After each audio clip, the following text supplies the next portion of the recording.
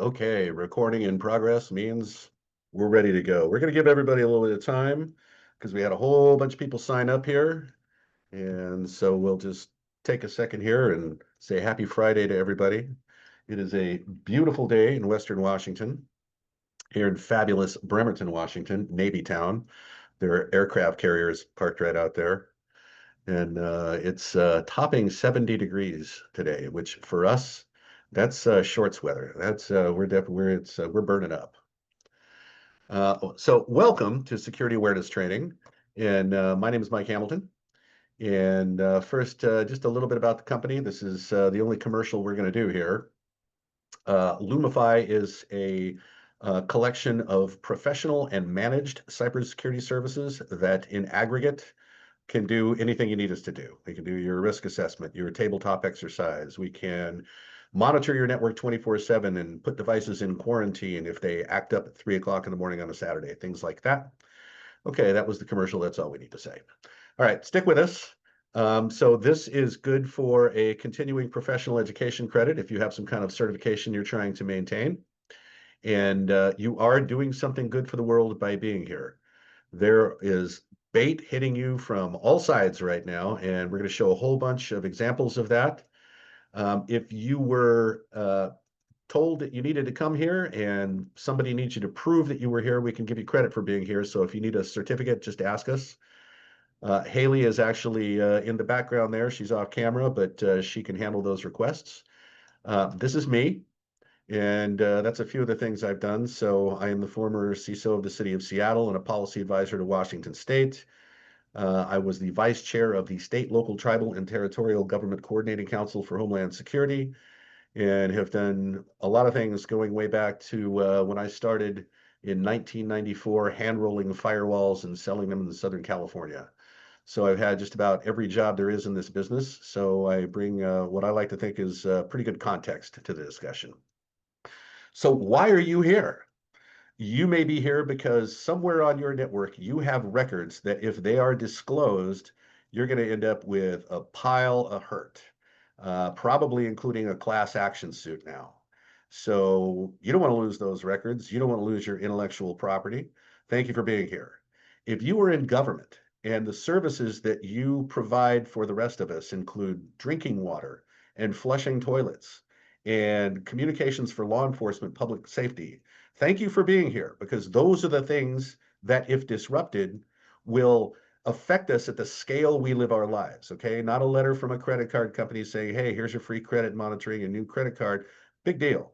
But if your kid turns blue and you call 911 and that doesn't work, that's going to be the worst day you ever have. So if you're in government, thank you for being here.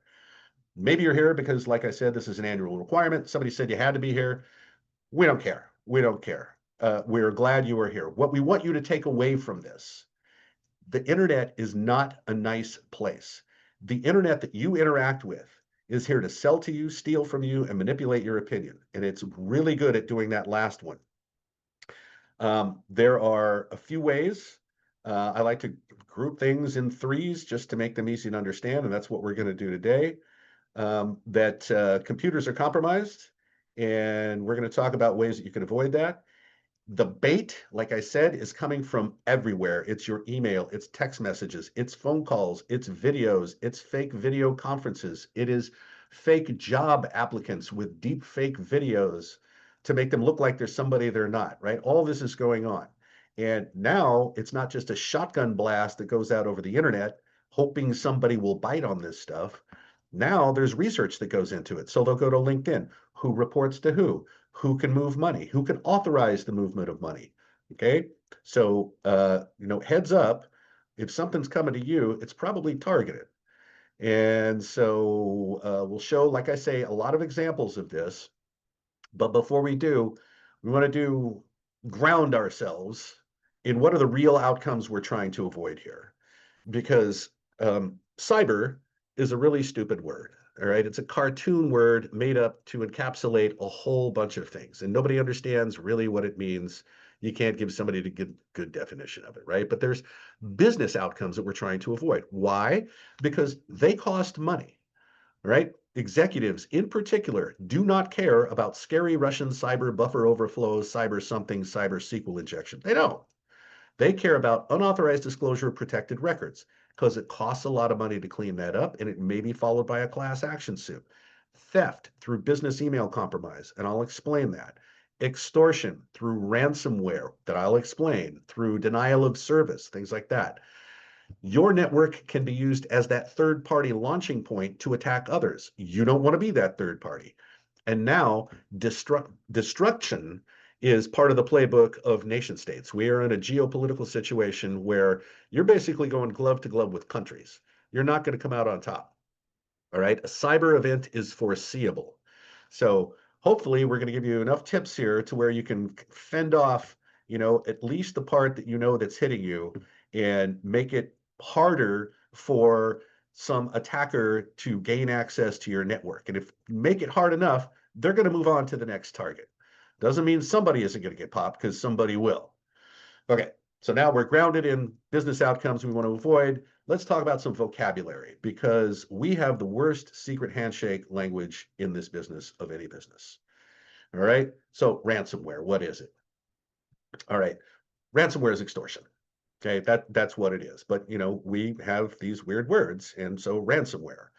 So it starts like everything else starts. You get a little piece of unwanted software on a computer on your network somewhere. All right, malware. Malware can do lots of stuff. It can surveil your keystrokes to get your bank password.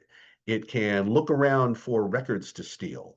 It can look for intellectual property to steal, or it can provide interactive access to somebody, probably on the other side of the world, but lately we have more of a domestic problem as well. And somebody can come and go from your in and out of your network as they please. And what they're going to do is they're going to find your backups, and they're going to find key records. They're going to find servers that make your business run or support those services that I talked about. First, the records are going to go out the door. Then they're going to lay an encryption software all over the network, and it comes down to one key press and everything is encrypted, nothing will work, and you get the extortion demand. That's ransomware. Why did the records go out first? Because the criminals know our laws. And anymore, people are better and better, organizations are better and better and better at rebuilding from backups and say, we're not paying the ransom, we're just going to fix it ourselves. Oh, really?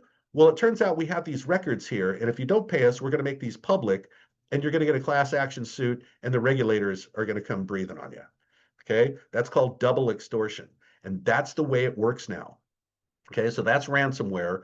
It's extortion. We call it ransomware. Business email compromise. It turns out more money is lost to business email compromise than ransomware. Why? Because it's damn easy to do. All right. So on the low end, I'm just going to send your AP people an invoice. And if it's under some kind of threshold, they're probably just going to pay it. Okay. Easy enough. Somewhere in the middle, you'll get email from the CEO who said, or even better, a text message. And it says, I'm at a conference right now. I can't talk on the phone, but I need you to do me a favor. I need you to go buy some gift cards because I want to give them away to customers, right? All I need is the serial numbers, right? And because it came from the CEO, you might not be that careful at looking exactly where that email came from, and you might do that. And a whole lot of this happens. But on the high end, here's how it works. So an employee, for example, or somebody saying that they're an employee, will send an email saying, I have a new bank account and I need my paychecks to be deposited into this account from now on. Okay. And if you do that, you're paying the wrong person. And sometime later, somebody's going to find out and you're going to have to clean all this up. And let me give you an example. It's not just employees that this happens to. So there is a charity in Seattle and other places. It's called Mary's Place, and it's a homeless shelter for women and children. Mary's Place is supported in part by the city of Seattle. Mary's Place had their email system compromised. Somebody was in there, watched around, surveilled email, figured out who to talk to at the city of Seattle, sent them email and said, we changed our bank account. Here's the new routing number. Please deposit all the support funds into here from now. And they didn't find out till $800,000 later. Okay. That's business email compromise. And it is billions of dollars in losses every year. Cryptocurrency mining. What is that? Little piece of unwanted software. It's on a computer. Well, what does this software do? It goes to work trying to solve a cryptographic algorithm, okay, a big differential equation. And when it finds a solution to this, it mints a coin, and the miner is paid for the coin. Well, if power is cheap, like out in Wenatchee, Washington, where all the power comes from falling water, let's go rack up a bunch of computers out there, start them crypto mining, call it good. Well, if power is expensive and you don't really want to go and set up a business to do this, you can use compromised computers all over the world to do this for you. So they all go to work doing this crypto mining. What do you see? Well, the computer is really sluggish and the fan won't turn off, right? There's an immense amount of computing power that goes into this, right? So I said, these 5 things we're trying to avoid. One of them is theft. Well, this is theft of resources. And it's not just in what you think of as a computer, because we found it running in VoIP phone systems. So it's anything with a CPU. All right, that's crypto mining. It's another form of malware that will grind your computers to a halt. Pig butchering. Okay, they don't like us to use this term anymore. This is actually a loose translation of a Chinese term. But what this is, think of it as part romance scam, part investment scam. And you're going to see on LinkedIn, and I got one today. I also got one yesterday, where somebody reaches out to you just out of the blue. It's, hey, I really like your background. Can we talk? Maybe mentor me a little bit, something like that. And right away, they start trying to develop this relationship and pull you into this conversation and keep you into this conversation. And then they're going to say, well, here's this investment thing, man. You might want to check this out. So they talk you into investing a little money and they give you access to this fake portal that shows your money growing really quickly. And they finally get you to invest a large amount of money and then they're gone. They disappear, right? And this is crypto stuff. And so your wallet just gets drained and blammo, that's it. That's called pig butchering. So when you see people like this reaching out to you on LinkedIn, right? Handle it the way I did. No, no, I'm waiting for your message. Well, because this came to me. Here, Beatrice was looking for me. Okay, all right. So that's a little bit of okay out there. Now, like I said, I like to group things in 3s, right? Makes them easy to remember. These really are the 3 most prevalent tactics used to gain access into your networks, right? The Mandiant report just came out, the Verizon report came out, and they're saying exactly the same thing. So there are 3 ways: credential abuse, social engineering, and vulnerability exploit. Let's talk about what those are, starting with credential abuse. All right, on the low end, don't pick a dumb password. Please don't pick a dumb password. There are a top 100 passwords, and if all I did was start guessing using that list of top 100, I'm going to get a hit on somebody in your network. You don't have good password controls, or this is what you used for Gmail or some retail site that you signed up on to use one time, right? I'm going to get you. So picking a bad password is a self-inflicted wound, yes. Not changing default passwords. So the story is, the most recent story is that, oh my God, the Iranians knocked down a bunch of our water utilities. Well, guess how they did that? The people that ran those water utilities put in programmable logic controllers, right? The things that move valves and things like that and draw down water tanks, things like that. They used these programmable logic controllers, PLCs, that were Israeli made. And so the Iranians say, okay, we're going to go out there, we're going to look for all this Israeli stuff that the Americans bought, we're going to snarl it all up. Well, guess how they did that? They went online and looked at what the default passwords were for the PLCs, because they all run little web servers for admin. Nobody had changed the default passwords. They walked into these water networks and just started screwing things up. All right, it was that easy. So not changing a default password, that's a low-end method that we can get you. Phishing, we'll come back to this. Voice phishing, we'll come back to this. There are dumps of stolen passwords out there. So for example, Yahoo, when it was going through an acquisition, lost more than 1 billion passwords, which did not help their valuation as they went through that transaction. You can get that database of 1 billion passwords and many others that are out there. And if you were a Yahoo user at that time, and you used a password that I can find in that database, and I can find another account of yours on Amazon or PayPal or Bank of America or whatever, and I try that password, it just might work. And there's a whole lot of that going on. All right, so this is the easy stuff. This is how to break into a network, using passwords. kind of in the middle. We're all starting to use multi-factor authentication now, but it can be defeated. There are a number of ways that it can be defeated. One's called MFA fatigue. So I'm trying to log in. I have your password. I keep trying to log into your Office 365 account. And you keep getting these challenges for the second factor, right? Do you approve this? Do you approve this? Do you approve this? And finally, you just think something's wrong. You go, okay, just to make it go away, you just let somebody in. Okay. That's one way that multi-factor authentication is defeated. There's another way that I'll go into in a minute that's called token stripping. Credential stuffing is, I'm just trying passwords. I'm just trying passwords. And if you're monitoring your remote access services right now, or your firewalls and things like that, what you're going to see is that password guessing is constant. It is the background noise of the internet. It is always going on. There are also things called info stealers. Some people say that the browser is the new endpoint because we use it for so many things. All right. Well, if a browser is insecure, see this browser right here needs to be patched, needs to be updated. Excuse me. If you don't do that, you don't update it, you might run across a website that's been rigged with one of these info stealers, and it'll suck all the credentials that you've stored in your browser right out, right? Or it will insert a keylogger in so that when you're typing things, all of those keystrokes go off to somebody else, right? A whole lot of this going on. In fact, the Verizon report makes a special point of saying that bad guys have really turned to info stealers a lot because it's easy. People aren't restarting their browsers. Chrome goes bad, I don't know, 3 times a week. So credential stuffing, right? Here's how it works. There's this collection of these login credentials, the Yahoo database, okay? And they put a bunch of bots to work, okay? This is not a person behind a keyboard.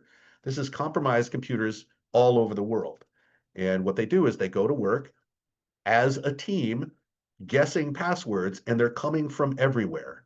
All right, don't believe me? Here's the proof. Okay, so this is me.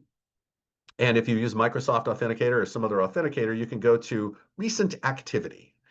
And so I was getting a login failure every 20 seconds for days and days. And look where they were coming from. Moscow, Kuwait, India, China, all over the world. Now, why would this be happening? Well, it's because I do podcasting and we talk about things that China is doing, and they don't like that. Okay, so this is a bunch of bots, right? Compromised computers all over the world that have been put to work with a central command structure saying, here's the group of passwords. You can have that million, you can have that million, you can have that million. Now go to work on this guy. Well, luckily we use multi-factor authentication. We have something called a conditional access policy that says I can't log in from Moscow. So it wouldn't have worked anyway, but it's certainly good for illustration purposes. A lot of the examples you see come from my personal accounts. I have one that's I registered the domain I think in about 2000, and it's a magnet for this stuff. Okay, high end in credential abuse, SIM swapping. Okay, SIM swapping, here's how this works. So let's say I can find out enough info about you to impersonate you to your telecom provider. And I call them up. And this generally doesn't work with T-Mobile, Verizon, AT&T, but the smaller ones, it still works. And I say, I authenticate myself and I convince them that I am you. I say, well, here's what was going on. I was taking a ferry across Puget Sound, and it was a beautiful day, and I was taking a picture of Mount Rainier, and an orca jumped up and ate my phone. And so this is my new phone, and I want you to connect the old phone number to this phone. And if they do that, I am holding your phone. I can do anything with this phone that you can do with your phone, including go to your Gmail account and say, forgot password.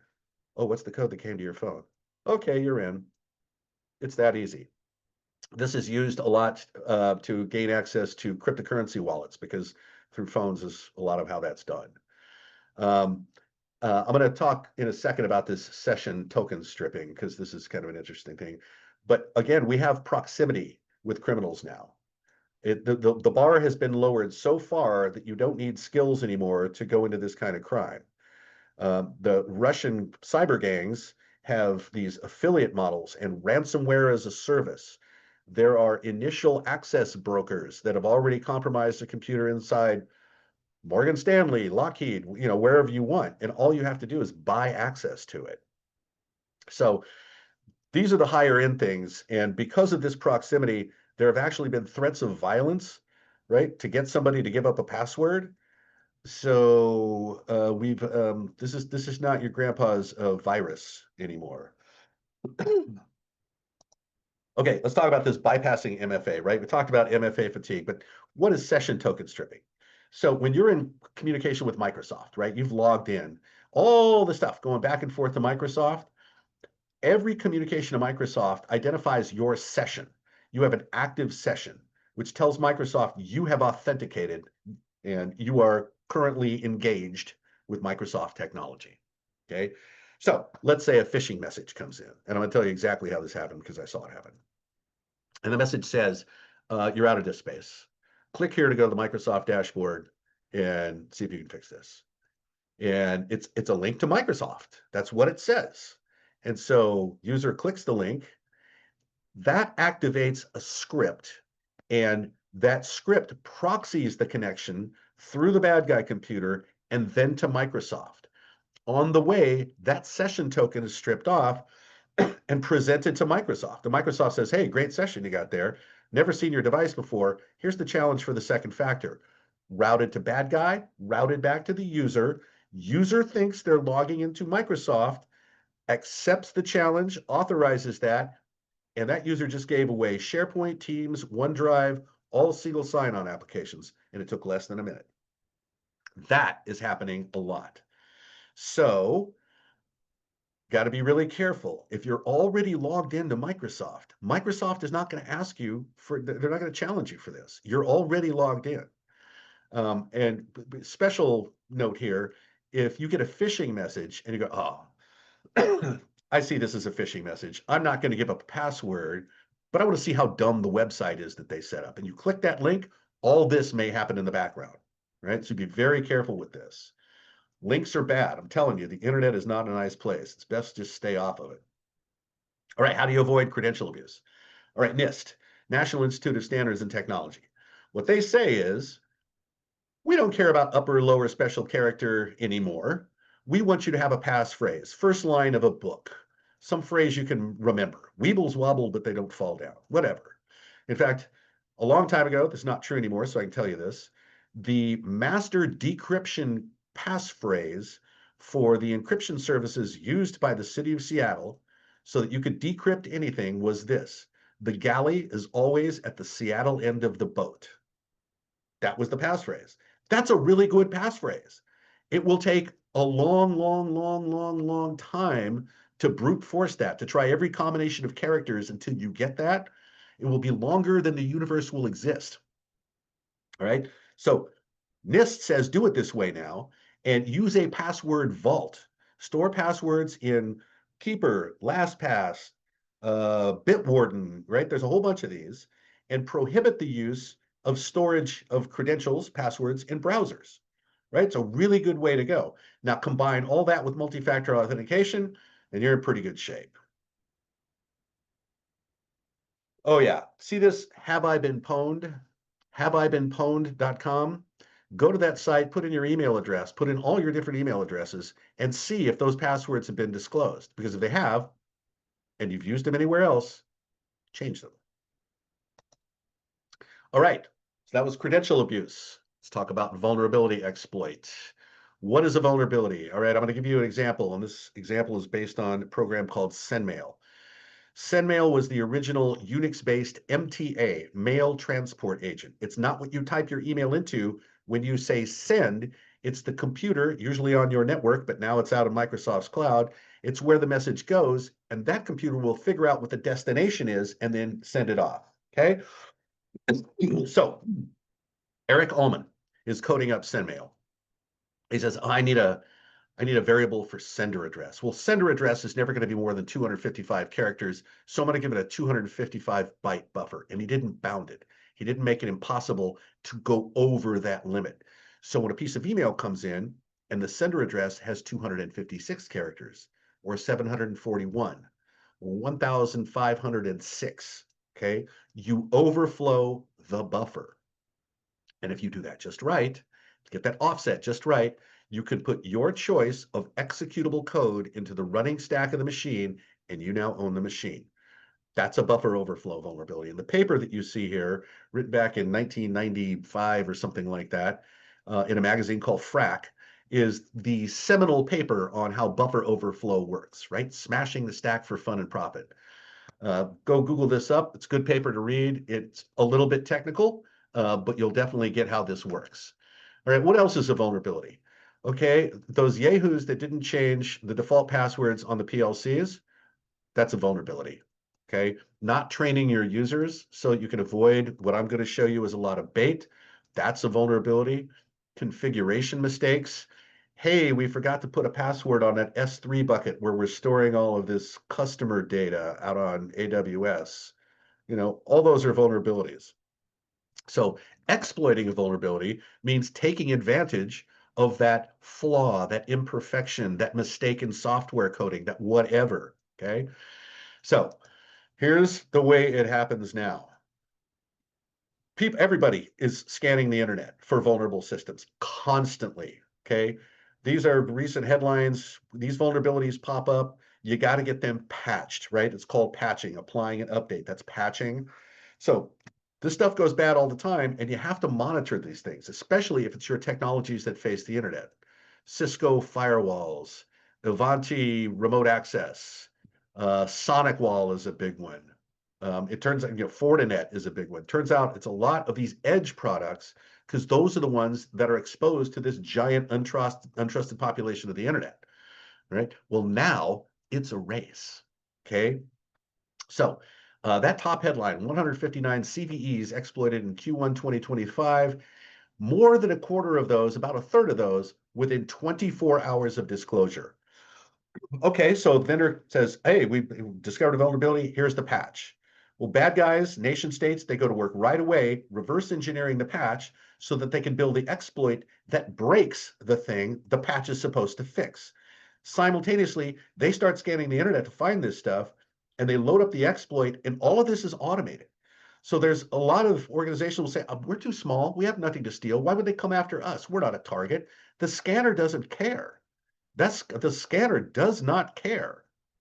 And there have been some really, really large global events that use this technique.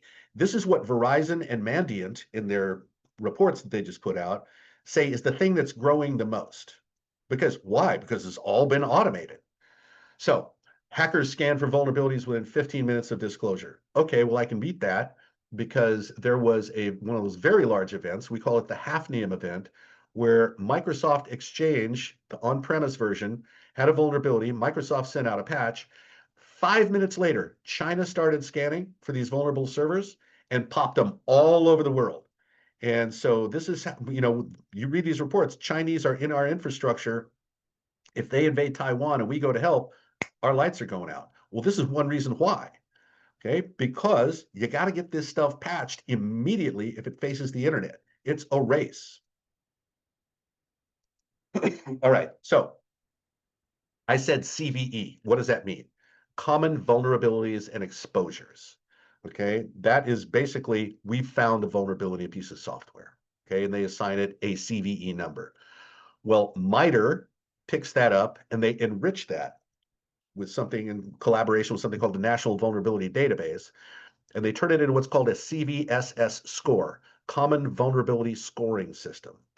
And they will send that score out with it, and they'll say, here's the vulnerability, it's in this product, and the score is 10. Well, if it's 10, that's an incident.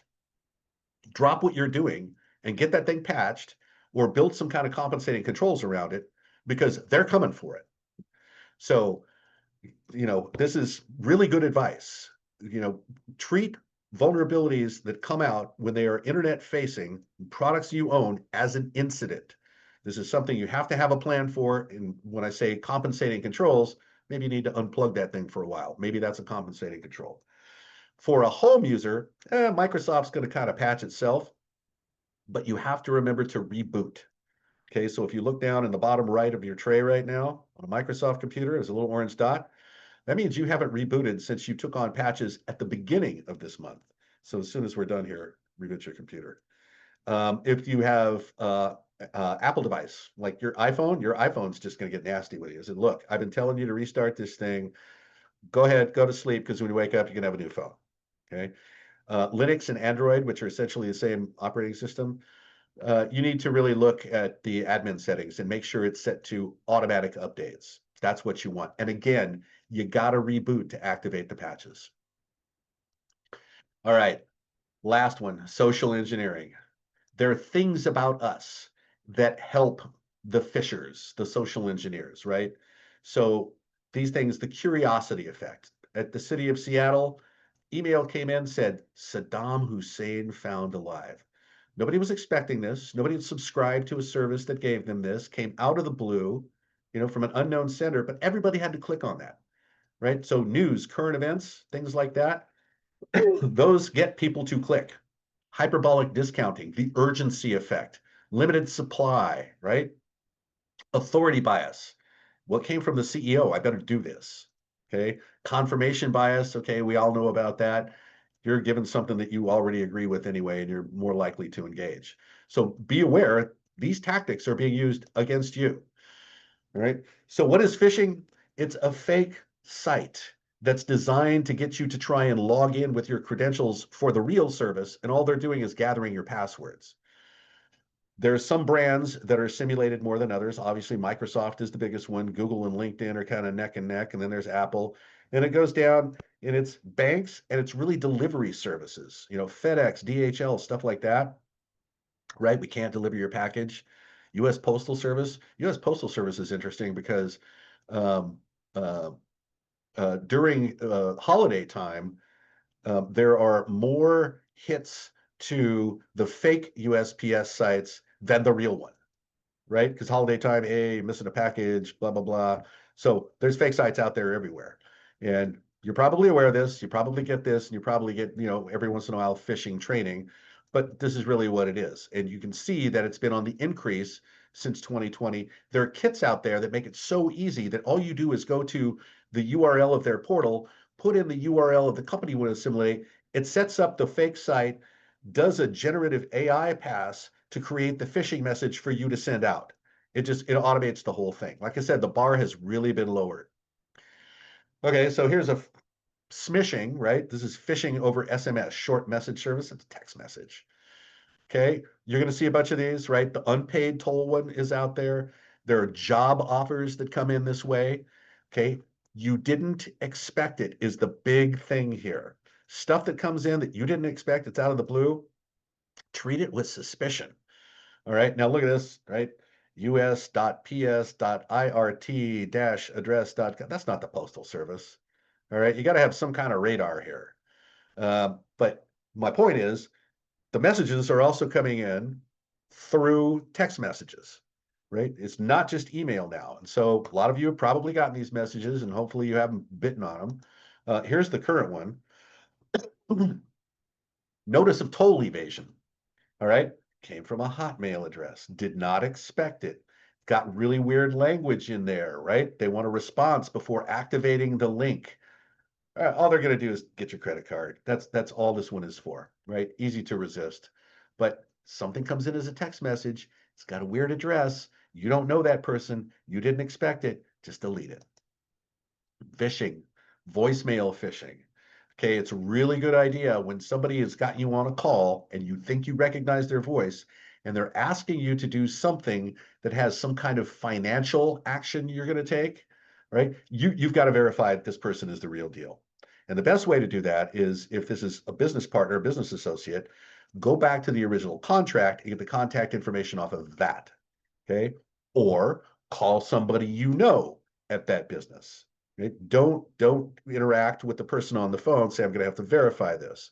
So there's a couple of ways where this is recognizable, right? The grandchild in trouble one is probably the best.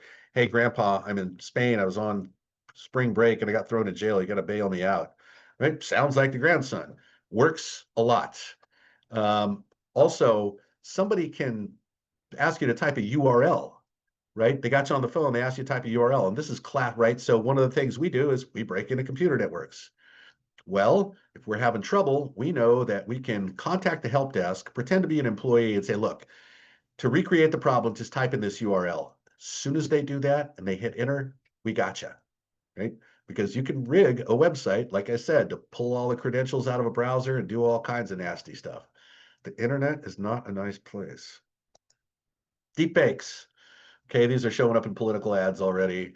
They're easy to do now. I'm sure everyone heard the story of the cloned Jeff Bezos voice on the crosswalks in Seattle. Hey, don't tax the billionaires. The rest of us will just move to Florida too. Please don't do anything to make Seattle livable for everybody else. Right? When you hit the crosswalk thing, it's easy to simulate that voice and it's easy to simulate video now. And now there's this really interesting phenomenon where a fake CFO will set up a video conference with people at an organization. It will look like the CFO, it will sound like the CFO, and the CFO will be saying, I want you to wire $1 million a month to this bank account. And they didn't find out until 25 million later. In fact, the biggest loss I've seen from this technique is $60 million. Okay, so these are out there, right?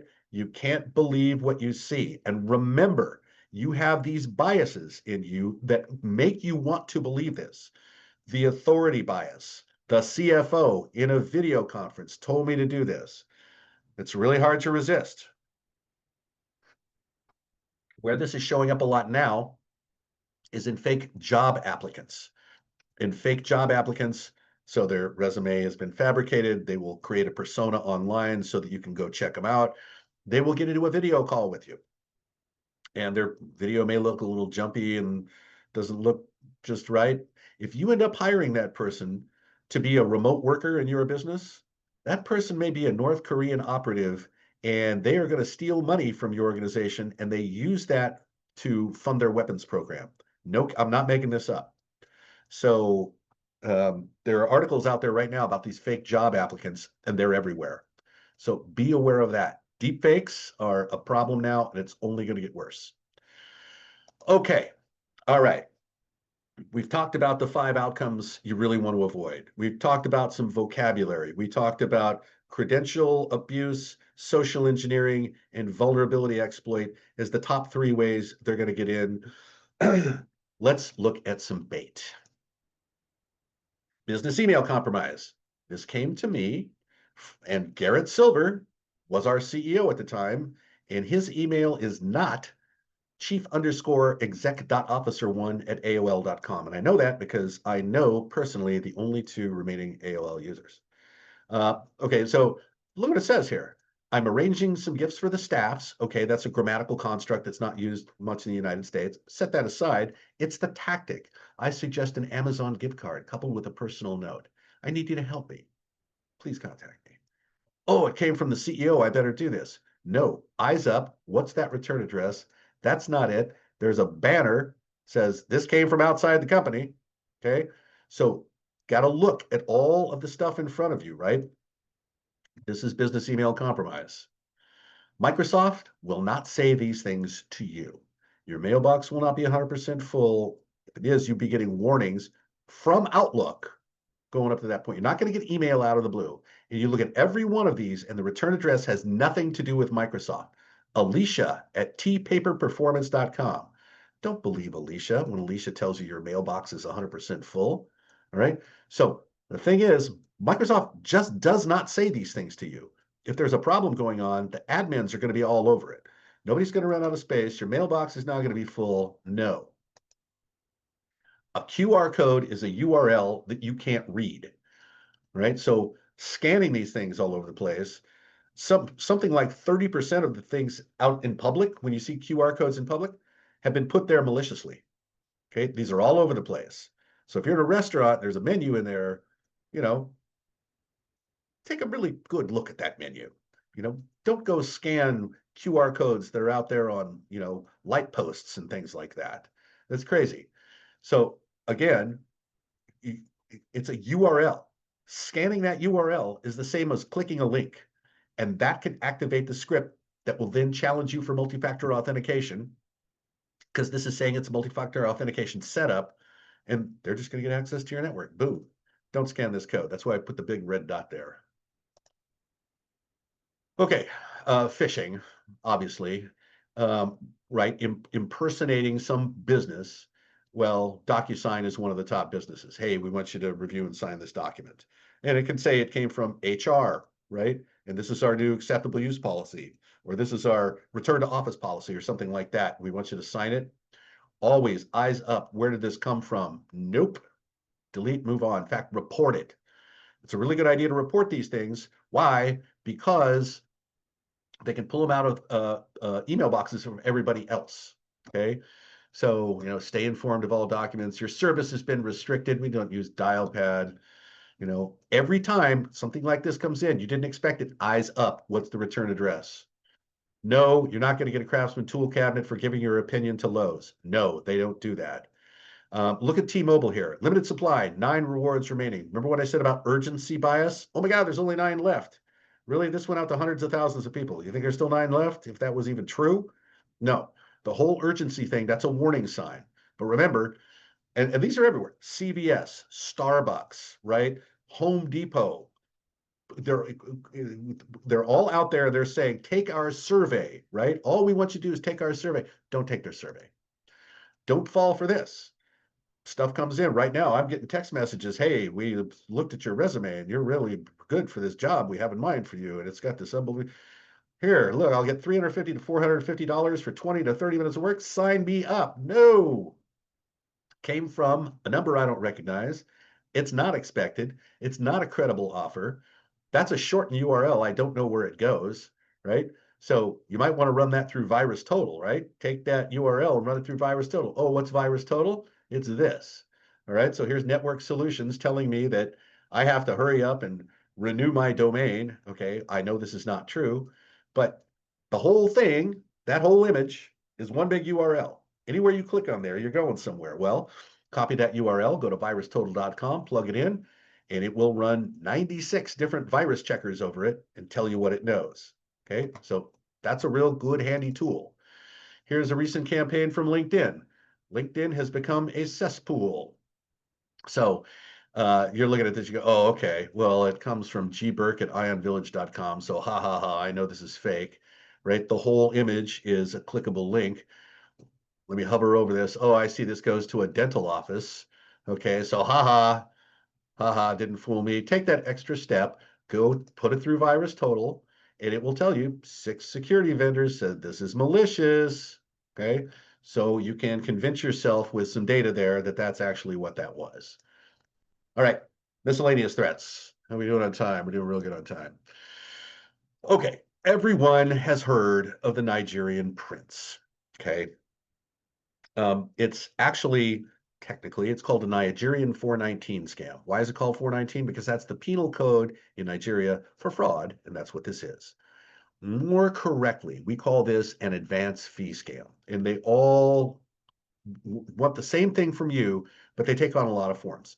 I'm a widow who's dying of cancer, and I need you to help give my fortune away, and here's how much you can make from this. I am a soldier in Syria, and I'm trying to bring back a barrel of gold. Um, we're moving a pallet of gold from Thailand to China and need your logistical expertise, right? How do these people find you out of the blue? What do you? How do you know I have logistical expertise? Right? People don't ask themselves those questions. They all work the same way. They're offering something of value, okay, and they want you to engage, and then they're going to start asking you for money. I need to pay a bribe. I need to fly to the other side of the country. I need, and you've got to keep paying them. And people get wrapped up in these things for years. All right. So here's US Postal Service, which is not at a Gmail account, to undisclosed recipients. What does that mean? It means everybody's on the BCC line. This went out to thousands of people. Okay. And so, okay, we have this ATM card package for you. Okay. Well, how do you know there's an ATM card in there? Your details was received. Okay, that's pretty bad. But here's the proof that we're legit because here's my ID. All right. And especially parents and grandparents, they get sucked into this stuff.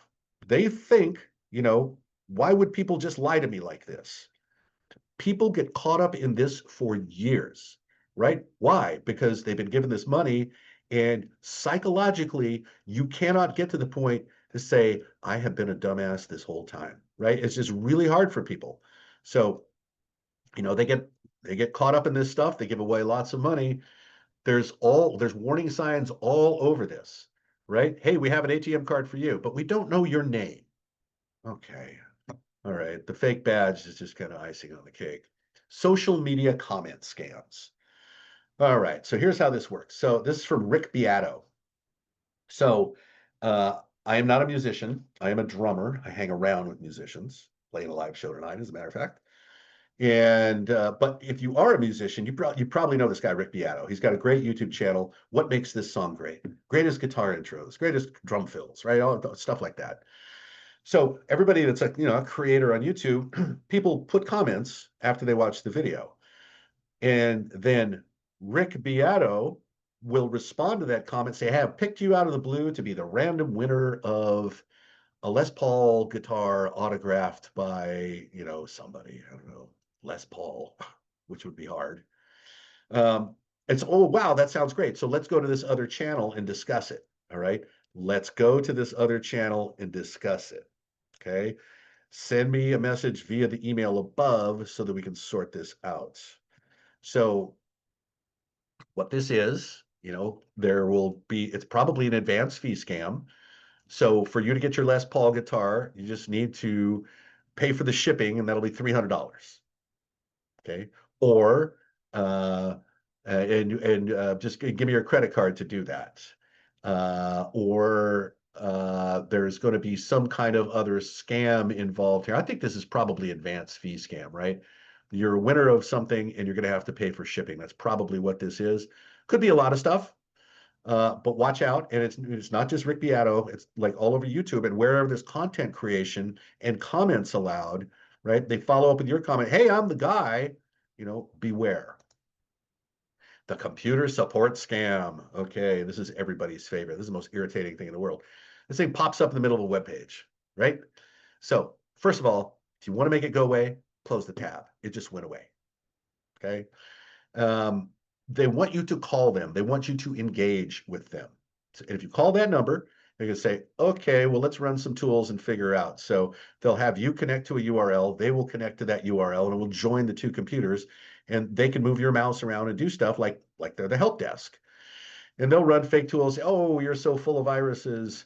But it says here your support contract has lapsed. So you want to buy a new one? And then they get your credit card. Okay. Now, why did this happen? Briefly, when you interact with a web application, a website, you do them through form fields. That's the only way you can talk to it. Okay. I mean, there's APIs, but set that aside. So you, as a user, you interact through form fields. A well-formed, mature site will take what you put into that form field, and before it hands it off to a database, okay, think about eBay. I'm searching for a green depression glass. Okay. Well, before it goes over and asks the database for that, it looks at what you type. Is this formed correctly? Anything look like an attack pattern in here? No special weird characters? Okay, database, give them what they want. If it is not a mature, well-formed application that uses something called server-side input validation, which is what I just described, you can put direct structured query language commands, SQL, structured query language, SQL, into that form field and talk directly to that database. Make it barf up its contents, or worse, inject something into it so that the next visitor that comes by gets an additional little present like this pop-up. Okay, that's called SQL injection. Happens hundreds of thousands of times. If I asked you what kind of websites were probably the most dangerous for that, you would probably not think churches. Why are churches? Because they're done by volunteers. All right. Also, like I said, to make this go away, close the tab. It's gone away. You can go right back to that site. You probably won't get the same thing. One variant of this lately rises up from the tray, just like the real Microsoft messages. To make that one go away, you have to clear the cache of your browser. That's all you have to do. Your computer is not infected. You don't have malware on your well, I guess you could call that malware, but it's not doing anything like stealing anything from you or surveilling your keystrokes. Okay, apps. App people, you got to be careful. All right. When you are out there shopping for your apps, how long has it been in the App Store? How is it rated? How many people have rated it? If it's a 5-star rating from 3 people, that's statistical fuzz. It means nothing, right? So look at all these things. Are there any reports of this thing, you know, being a surveillance tool by a government, or, you know, containing malware, things like that? You know, you can look all this stuff up. I will tell you this though, pretty much every app, because our legislation has not been able to keep up with technology. And so, right, 70% of US GDP comes from personal consumption. Okay. We buy stuff, right? Buy a plastic reindeer, put it on the lawn at Christmas, send it to the landfill. That's what we do. Okay. 70% of our GDP. In order for that flywheel to keep going, ads, ads, ads, ads. And so the technology in use by the ad networks far exceeds our legislative ability to regulate that and keep that genie in the bottle. Well, that genie's out of the bottle. So these apps on your phones, they track your location, your movements. Sometimes they can even track your phone calls, and all the data gets shipped off to things called data brokers.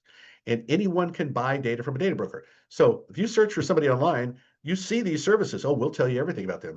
Their criminal histories, everything, right? Just pay us. That's how, like I said, if I wanted to do a SIM swap, that's where I would start. I'd just go buy the information on you. All right. So you got to know this. Apps track you. Privacy settings on your phone are a really big deal. Apps are not safe in general. And just as an aside, I will tell you that Congress has now taken up this issue of data brokers and trying to regulate them. Why? Because we've been screaming all the time about this? No, because Congress found out that Congress could be tracked. Be our secret shopper. Okay. There's a lot of legit secret shoppers out there. This one is not. So you sign up for one of these things and they say, okay, here's what we want you to do. Okay, first go to this restaurant. Well, first go to this gym, get a workout. It's probably best to work out before you have a meal anyway. And write us a report on equipment availability and friendliness of the staff.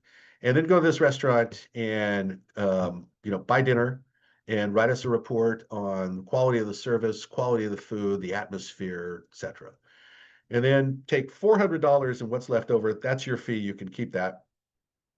And wire the rest away to this Western Union number. Then write us a report on Western Union and how effective you think that was, right? Well, they send you this check, and this is the check, and it's going to be for right around $2,000 because probably got that much money in a bank account, a checking account. You take that to the bank, you deposit, bank says, great, they credit your account that much money. Because that's a real routing number at the bottom, but it's not a real account number. So they do send that to another bank, and about 10 days later, it comes back and says, nah, this is a forged check, and all that money gets pulled out of your account. So I hope you enjoyed the workout and the meal because you just sent away your own money. That's how Secret Shopper works. All right, some do's and don'ts, and then we're going to be done. So I hope this has been effective. I hope that you got something from the vocabulary, the business outcomes we're trying to avoid, the 3 prevalent methods that are in use: credential abuse, social engineering, vulnerability exploit. Hope you've taken some lessons away from this about rebooting your computer after patches, treating a vulnerability for an internet-facing product as incident, and the bait, right? So that you can recognize this stuff. Don't click on every link you get in your personal email. And in fact, it's much better if you have a policy at your place of work of personal use on a personal device, right? Gmail lives here. Facebook, right here, not on the work computer. Why? Because I can prove through measurements I made at the city of Seattle that 40% of the compromised assets on the network come from the use of personal email.